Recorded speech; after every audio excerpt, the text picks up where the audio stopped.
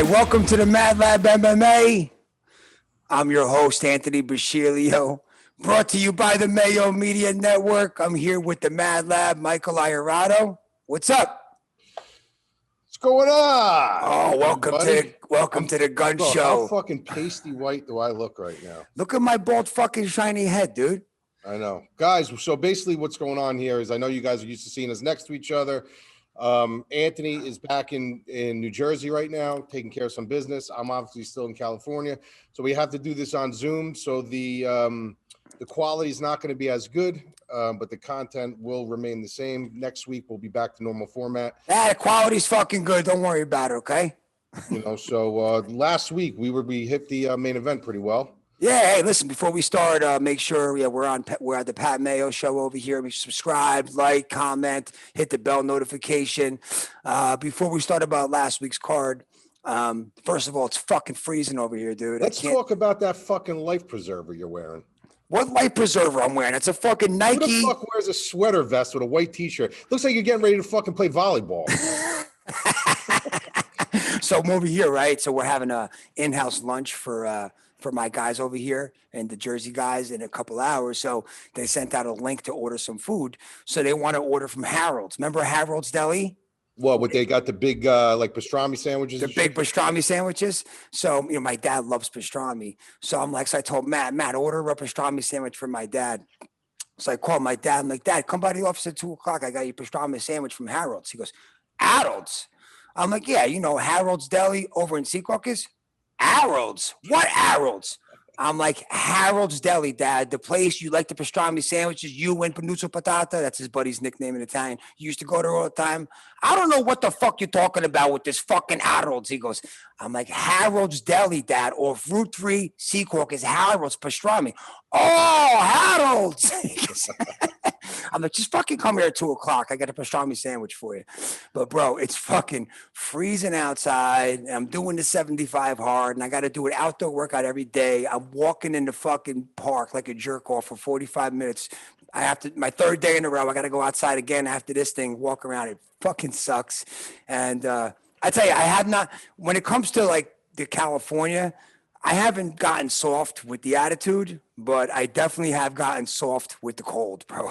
I can't tolerate the cold no more. You've gotten soft with your way of living, dude. Ever since I've been out here, you have changed so much as far as the way you approach food and the way you approach things. And don't sit here and tell me, oh, bro, it's different life, bro, different life.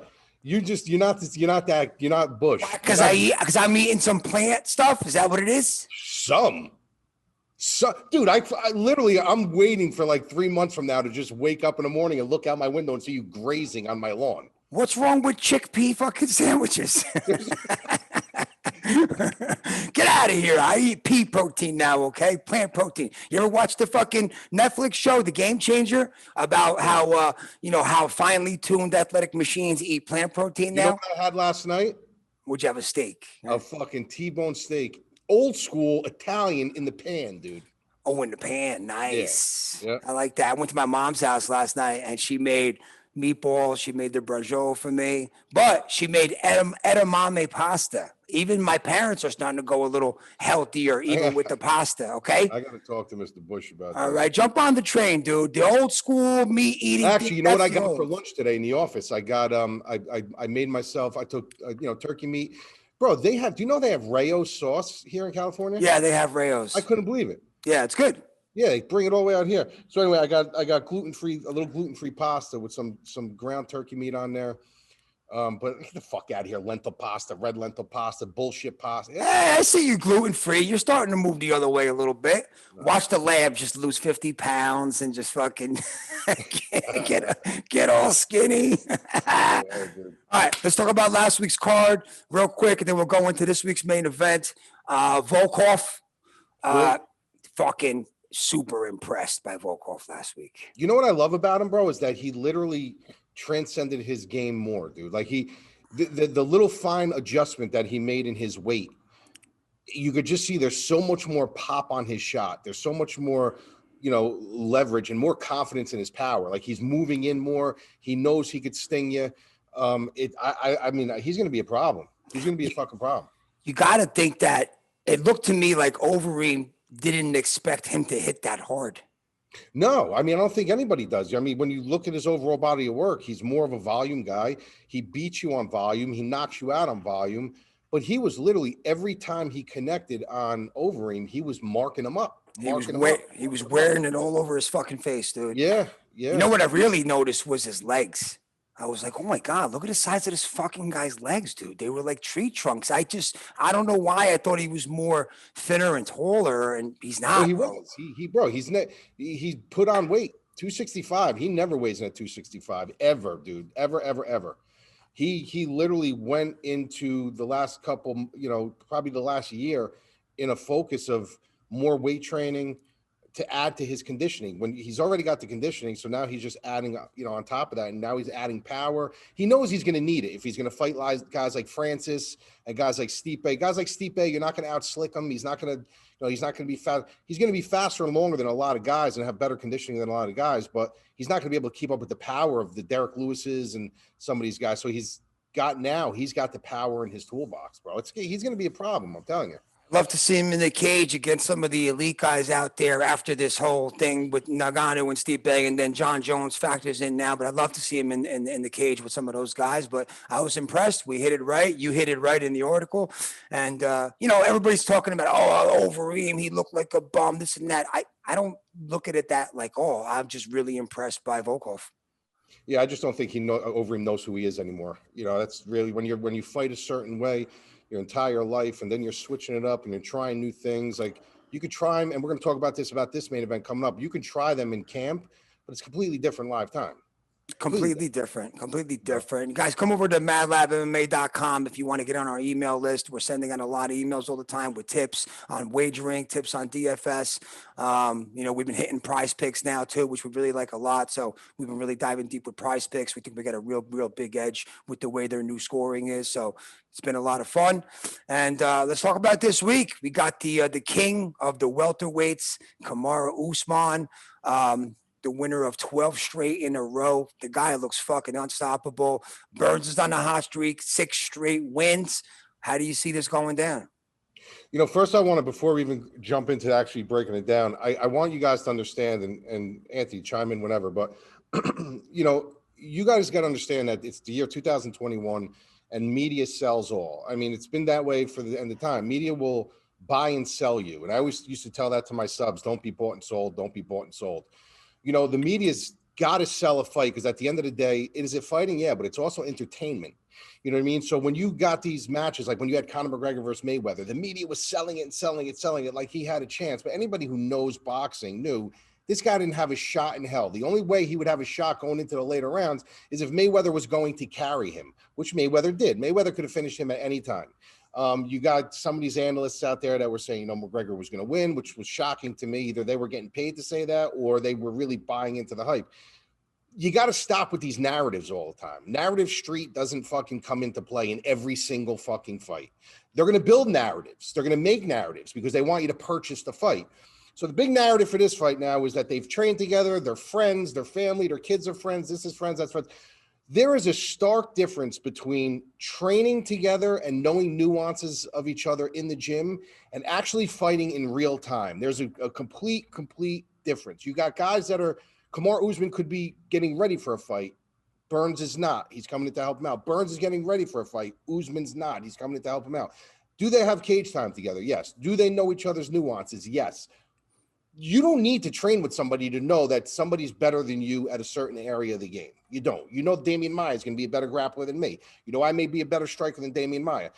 Like those little nuances that they know about each other, that's a great tool to have. But if you think that that's like a big turning point in this fight, that somebody knows, they know, he knows, I know, nobody knows anything until they step into the fucking cage, the lights are on, and these guys are going 100% full tilt at each other. Do they know who maybe has an edge? Yeah, but get off that narrative street that like they know, somebody knows who's going to win, this is going to happen, that's going to happen. You don't know anything until it's 100% live. I mean, do you agree with that? I agree 100%. I think that Usman has almost all the advantages, coming into this fight. But let me ask you a question. Where does Burns have advantages in this fight? Well, he's got a clear advantage. He's got two advantages in my option here. His two paths to victory is to lay it on Usman early because he does have the power to finish him. He does. Lay it on Usman early. And if Usman decides to go to the ground, or if he can get Usman to the ground, he's going to have the clear submission grappling advantage here. And it's just a fact. However, when you look at the body of work, you can't look at somebody and say, well, he's a second-degree black belt, he's a world-class Brazilian jiu-jitsu practitioner. He's fought those guys before. He's fought the Damian Mayas, and he's fought these big rappers. They didn't fare too well against him because when you're a solid wrestler, and even if he has to wrestle defensively against Burns, if Burns does really go to the grappling, you got a guy who in wrestling, when you're a high pedigree wrestler with a good gas tank and good conditioning and good athleticism, it's position before submission. They're not, Usman isn't concerned with getting on the ground and submitting you. He's concerned on getting on top of you, having good balanced weight distribution, and just getting into a position where you can't move and he can kind of nullify you. So, but that's his path to victory. I just think that Burns is overachieving right now. I think that if you look at the overall body of work of Usman, Masvidal, Covington, Woodley, RDA, Mayo, these are all top level guys. The thing that I see about Burns, everyone's jumping on the train with him for, and listen, he's great. He's got, OAM, Davis, Kunchenko, Gunnar Nelson, who's a high pedigree grappler, Damian Maia. The Woodley fight's the one that stands out the most because it's his most recent one. But you got to remember that anybody, if you're going to showcase against anybody, you're going to showcase against Woodley. You're going to showcase against a guy today who literally is just throwing pop shots at you. You know what he's going to do. He doesn't have that explosive wrestling anymore where he's going to wrestle offensively and he backs up against a cage. He gives you what you want. And he basically fights off the defense. He fights off the retreat to get you off him because he knows he's got that X factor power. But if you're going to showcase against anybody, that whole fight, he got exactly what he wanted. He kept moving forward. You're not going to be able to do that with Usman. He's not going to allow you to just move forward on him without paying a consequence, without paying a price. So people are really looking at the Burns fight saying, bro, look what he did to Woodley. Well, look what everybody does to kind of Woodley, like as of late. Show me what else. Show me something else. You know what I mean? So I think he's being a little bit oversold here. I think he's got clear path to win. I think it's going to be a good fight. I just think Usman, the way he fights now, and if you really look at what he's doing, listen, he lost one fight. He lost Alex Caceres' brother's second fight. He's on a 16-fight win streak. This is a guy who he's not even resting on his laurels, man. He's got Trevor Whitman now bringing him in. He's like the czar of the telestrator. He's the guy who, when you call it Mike Pereira in the NFL, asking, watching all these films. He doesn't come in to try to change you. He comes in to tie in and nuts and bolts on you, to fine-tune little adjustments on your game that he feels you need. That's huge that he just continues to try to build and build and build. And just to know that he's such a confident, calm, composed fighter with a great gas tank, great athleticism. He could do it anywhere. I just think as this fight goes deeper and deeper and deeper, Burns is going to be taking, desperation shots. I think, Usman's going to start backing him up a little bit. I think that, the 5 rounds? I think he's got 6 fights or 5 fights the last. Gone the distance, almost. And even when he knocked out Covington, it was in the 5th. This is a regular thing for him. And what people don't understand, it's like, listen, if I tell you to go outside right now and run a mile, maybe you'll run a mile, your lungs are going to fucking burn. Tomorrow, it's going to get easier. Wednesday, it's going to get easier. Thursday, it's going to get easier. After a while, that fire goes away. You're not feeling that burn in your lungs anymore because you're used to hitting that pinnacle. He's at the point now where this is a regular thing for him going 5 rounds. This is not a big deal. Where Burns, he's done it once.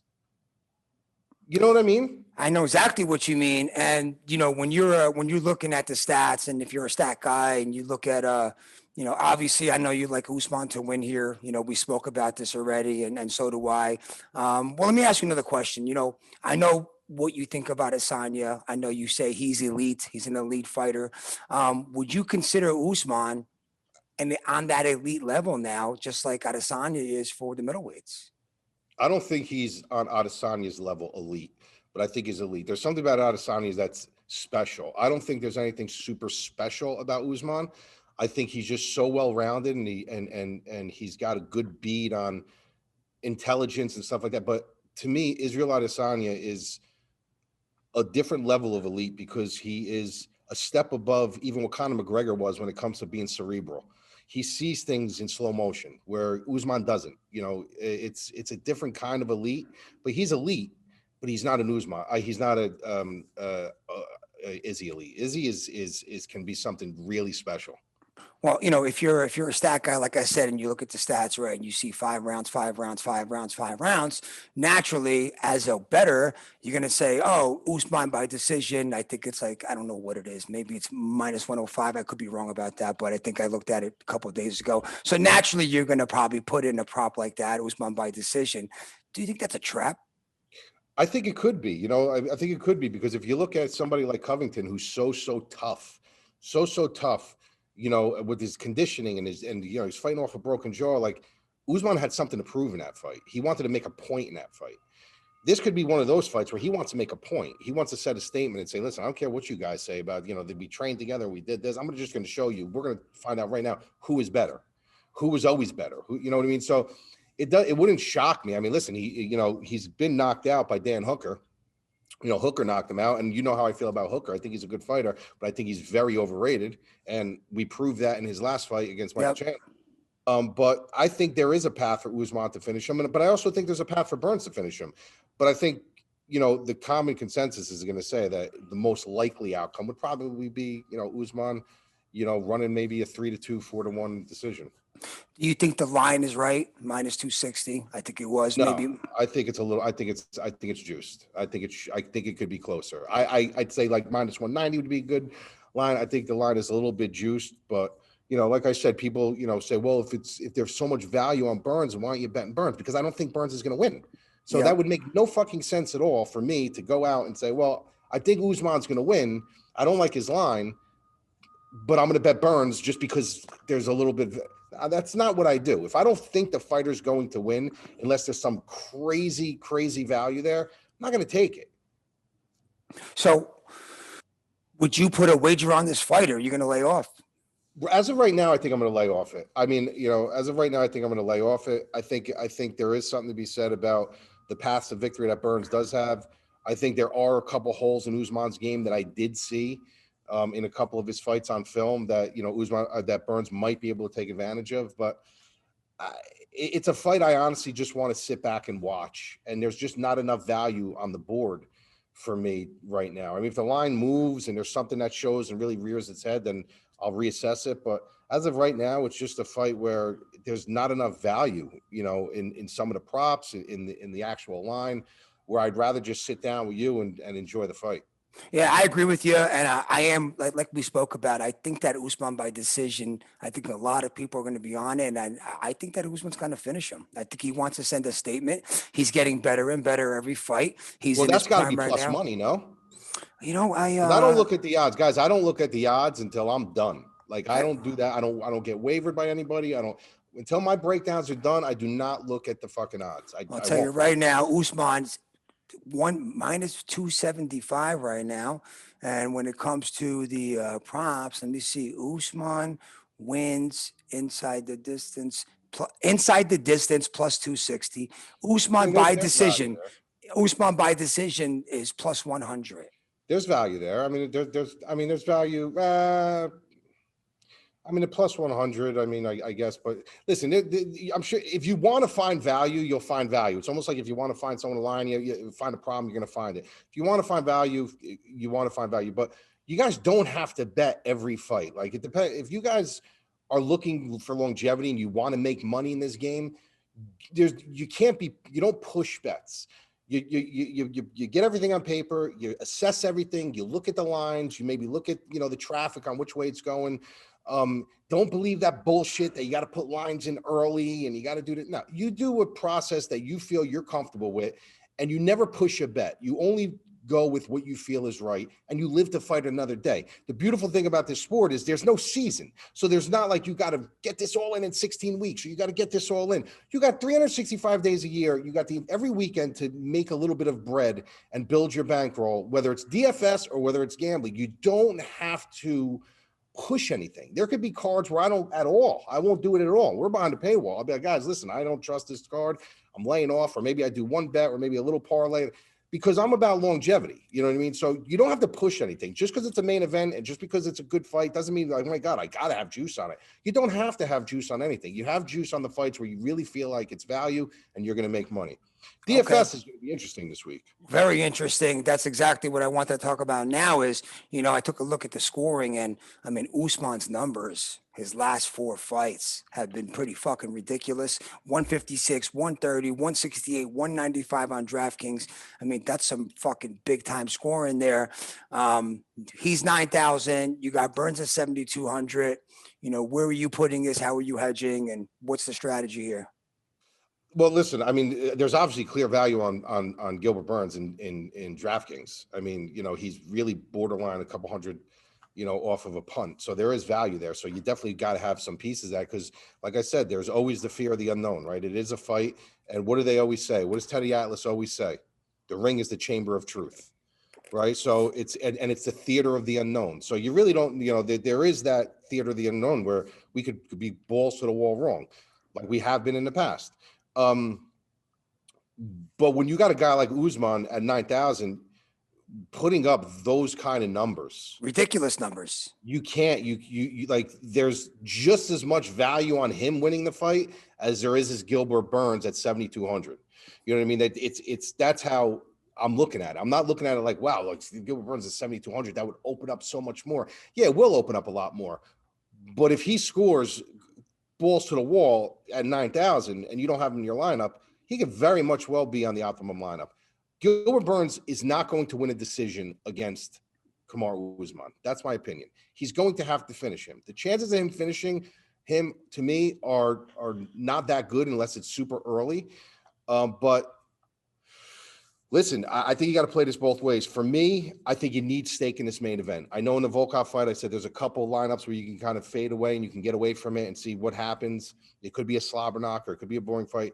I don't see this being a boring fight. I see this being a high-paced fight. I see it being a calculated fight. I see both guys having their spots. And I would probably do this 7-3 at the worst 6-4 for Usman on a 10. So on a 10 lineup strategy, if you were going to put the main event in every lineup, you would probably say 7 Usman, 3 Burns, play a little bit of Burns, but definitely get some Kamaru Usman in there and get a decent amount in there. Official pick Kamaru Usman. Betting perspective, be careful. Lab and I talked that we do like the Kamaru Usman by decision, but, could be a trap line there. And I like what you're saying about he might want to send a statement here and show these guys that he can finish. And he might be able to finish this guy, late, maybe in the 4th, maybe in the 5th. All right. There you have it. Come over to us, the madlabmma.com. Come check us out. We have a great community, private Discord, breakdowns, video breakdowns, DFS analysis, betting picks, prize picks every week. And we hope to see you there one day. Let's go get it.